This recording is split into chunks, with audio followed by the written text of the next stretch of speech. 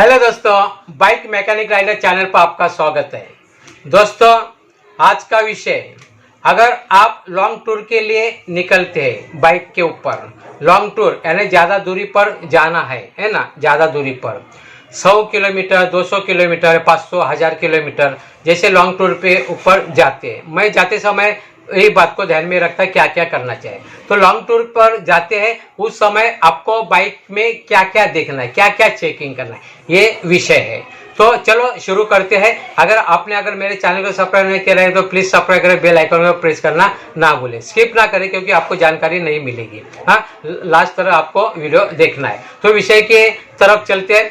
Long tour जाते समय bike को कैसे देखना है, यानी क्या क्या बाइक ठीक है या कैसे ऊपर से साफ सुथरा यानी अच्छी दिख रहे हैं, पॉलिश किया क्या नहीं, वो बात मैं नहीं कहता। बाइक का परफॉर्मेंस अच्छा है क्या नहीं वो देखना है। तो क्या करना पड़ेगा, क्या क्या हमें चेक करना पड़ेगा। लॉन्ग टूर जाने के पहले, एक दिन पहले या रात में, लॉन्ग टूर जाने के पहले के दिन हमें बाइक की सर्विसिंग को देखना है। सर्विसिंग बोले तो जैसे बाइक अच्छी रहेगी तो ऊपर से आप सर्विसिंग कर सकते हैं। क्या देखना है, हमारा जो टैंक है वो फुल भरा है क्या, फुल नहीं रहेगा तो आधा तो भरा है क्या, कम नहीं चाहिए है ना।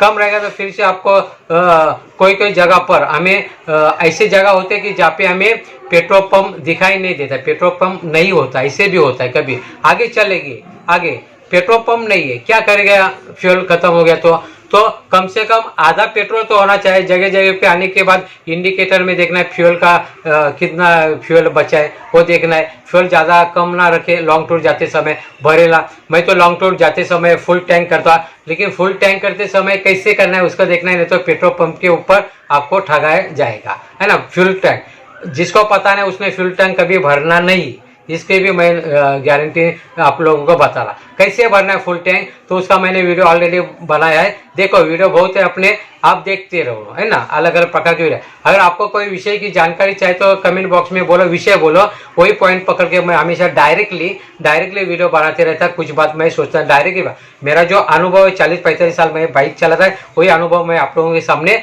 प्रस्तापित करता हूँ। मुझे विषय दे दो, एंड जो पॉइंट आपको जो पॉइंट चाहिए वो पूछो, मैं 101% गारंटी देता हूँ कि मैं आपका प्रॉब्लम सॉल्व करूंगा। बात से आप लोगों को बताऊंगा या प्रैक्टिकल नॉलेज से भी बताऊंगा।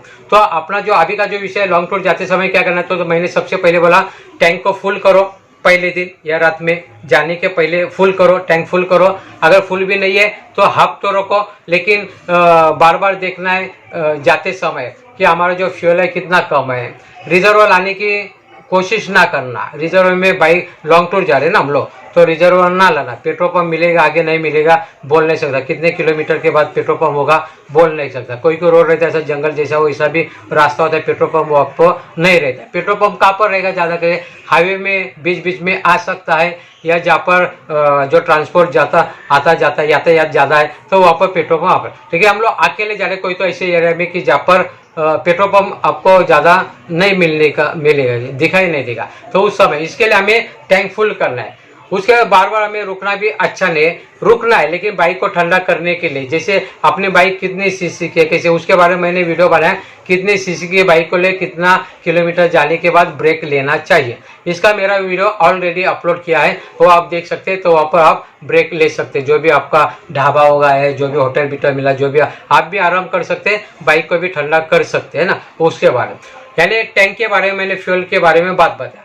उसके बाद आपको क्या देखना है, जो भी आपका वायरिंग सिस्टम है, यानी इंडिकेटर होगा, आगे का जो हेड लाइट होगा, पासिंग लाइट होगा है ना, अप डाउन करने का जो लाइट होगा। इंडिकेटर तो मेन बात है, हाईवे पे जाते तो लॉन्ग टूर के ऊपर इंडिकेटर आधा काम करता है, आगे का हेड लाइट एक काम करता है, और इंडिकेटर भले से पासिंग लाइट ना हो या दूसरी लाइट भी नहीं, लेकिन हेड लाइट चाहिए।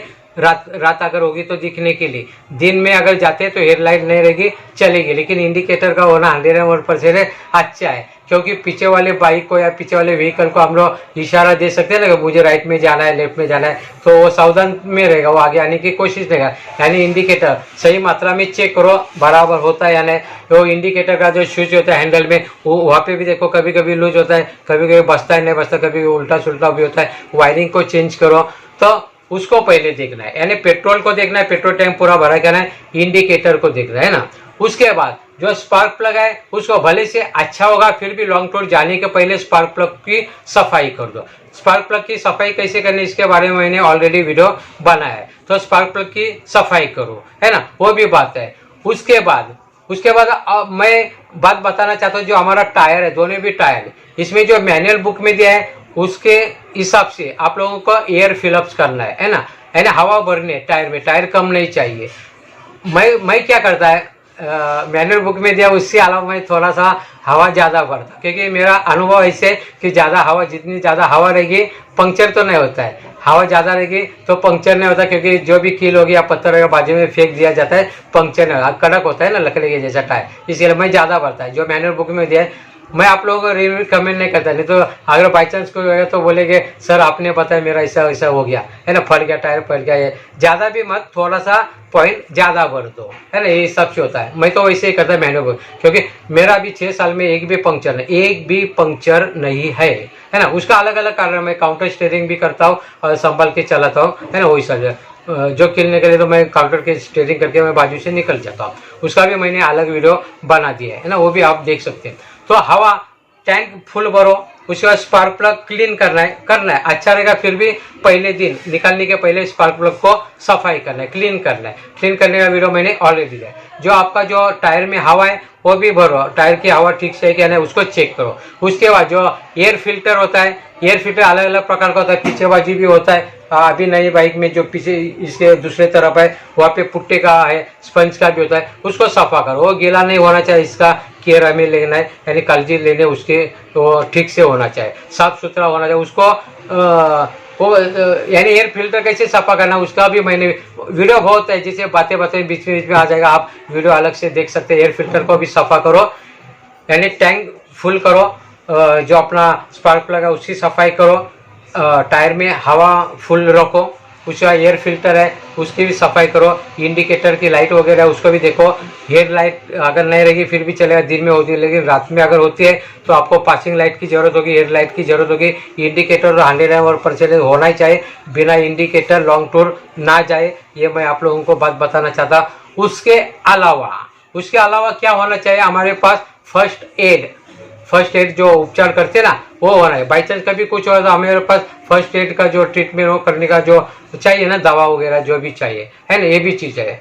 उसके अलावा ये हमारी बाइक कभी भी डाउन भी हो सकता है, कुछ भी हो सकता है, इसके लिए कैपेसिटर रखना है, कंडेंसर रखना है 4700 माइक्रो फैरेनेट का, है ना, 25 वोल्ट या 50 वोल्ट या 35 वोल्ट का लिखना है। अगर बैटरी अगर डाउन हो गई, स्टार्ट नहीं हो रही, तो बैटरी का प्लस और माइनस की जगह पे हम लोग रख के स्टार्ट कर सकते हैं कैपेसिटर की मदद से, है ना। बाद में बैटरी अगर चार्जिंग होने के बाद उसको निकाल भी सकते हैं। अगर बैटरी उस समय नहीं रहेगी फिर भी उससे बाइक स्टार्ट हो जाएगी, तो वो भी रखो। उसके अलावा जो टूल किट है उसको रखो। टूल किट में जो मेन पार्ट्स है उसे रखना है टूल किट में, जैसे स्पार्क प्लग को निकालना है ना, वो जो भी पेचकस है उसकी जरूरत होगी, छोटा मोटा स्टार वाला, चपटा वाला, माइनस वाला, वो भी पेचकस रखना चाहिए। जो प्लायर यानी पकड़ होते हैं उसको भी रखना चाहिए, है ना। मैं तो जाते समय मेरे पास पंप है उसको भी मैं लेके जाता, हवा भरने वाला। हालांकि मुझे जरूरत अभी तक पड़ी नहीं, लेकिन लेके जाता। बाई चांस कभी कुछ हो तो मैं पूरा चाकी निकाल देगा, क्योंकि मैं ही मैकेनिक है, उसको रिपेयरिंग करेगा।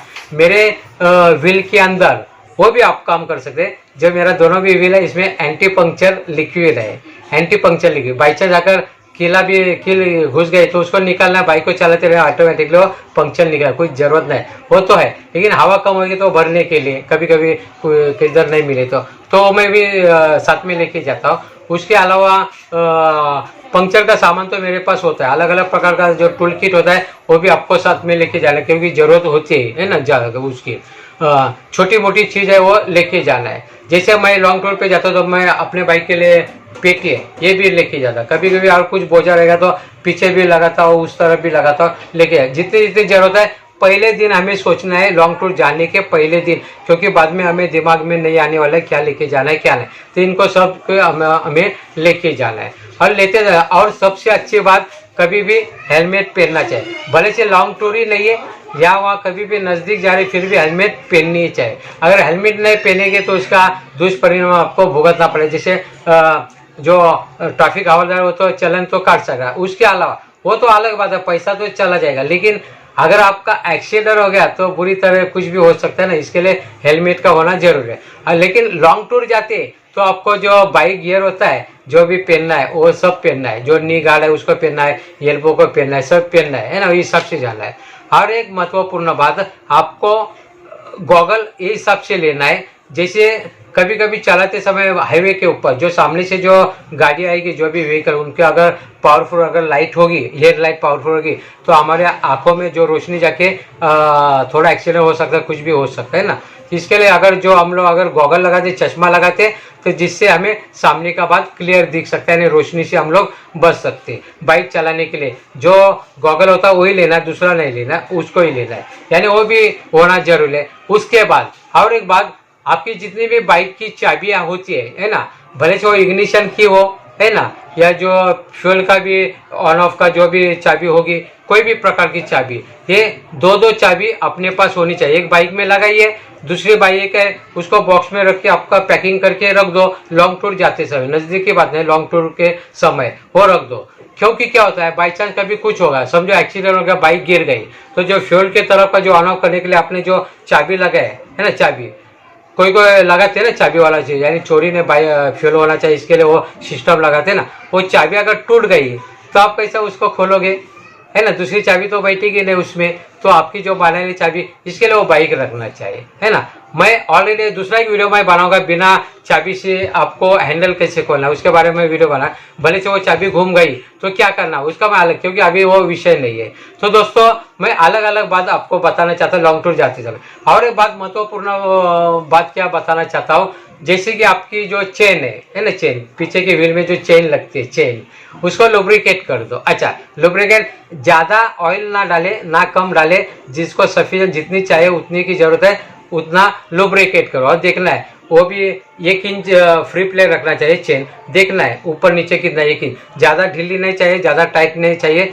ये सब ज्यादा चलाते ढीली होती है बाइक की चेन है वो ढीली होते हैं, उसको याद में रखना, बार बार देखना है, बीच बीच में ब्रेक लेके उसको भी लुब्रिकेट करना है, बाइक को भी थोड़ा स्लो करना है, यानी ठंडा करने की कोशिश करना है। तो दोस्तों मैंने अलग अलग प्रकार के रीजन बताए, जैसे लुब्रिकेट जितना भी मूविंग पार्ट्स है उसको लुब्रिकेट करो लॉन्ग टूर जाने के पहले, जितना है मूविंग पार्ट बोले तो हिलने वाला कोई भी, उसमें ये फोर्क भी आ गया है ना, ये आगे का जो फोर्क है ये वाला भी आता है ना, वही सब ये शॉक दिया है हमें, है ना, ये जो दिया है ना, शॉक ऑफ शॉक, इसको भी लुब्रिकेट करो, जितना भी पार्ट्स है, जितना भी मूविंग पार्ट्स है उसको लुब्रिकेट करो।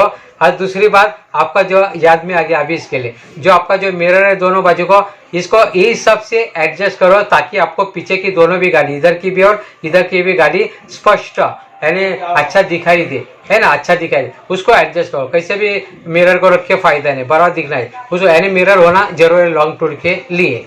उसके बाद ये सब होने के बाद थोड़ा 5-10 मिनट या आधा घंटा लॉन्ग टूर जाने के पहले के दिन थोड़ा घूम के आ जाओ, बाइक का परफॉर्मेंस देखो ठीक से ही नहीं, अगर कुछ प्रॉब्लम होता अगर आपको खुद सॉल्व कर सकते हैं खुद सॉल्व करो, नहीं जमता है तो फिर मैकेनिक के पास जाके सॉल्व करना पड़ेगा। लेकिन मेरा अगर आप वीडियोस देखते तो आपको गैरेज में जाने की जरूरत है, जैसे मैं कभी गैरेज में जाता नहीं कुछ नहीं, मैं खुद मैकेनिक अपना गाड़ी का जो भी बाइक का जो प्रॉब्लम है मैं खुद ही सॉल्व करता।